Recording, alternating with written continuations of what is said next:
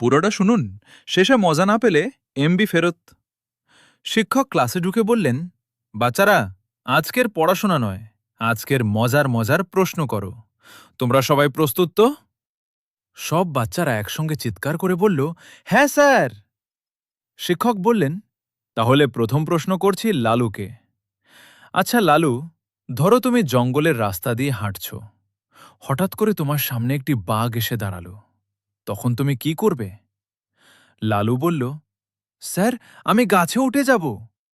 শিক্ষক হেসে বলল, শিক্ষক বললেন, ঠিক আছে, কিন্তু বাঘটা ও যদি গাছে উঠে যায় তখন? লালু বলল, তাহলে আমি নদীতে লাফ দেব। শিক্ষক বললেন, আর যদি বাঘটা ও নদীতে লাফ দেয়? এরপর লালু রেগে গিয়ে যেটা বললেন সেটা শোনার পর ক্লাসের সমস্ত বাচ্চারা হেসে গড়াগড়ি খেতে লাগল। কিন্তু তার আগে, আগামীকাল তোমার মা বাবা জীবনের ভালো কিছু ঘটবে যদি তুমি 3 সেকেন্ডের মধ্যে চ্যানেলটি সাবস্ক্রাইব করে ভিডিওতে একটি লাইক।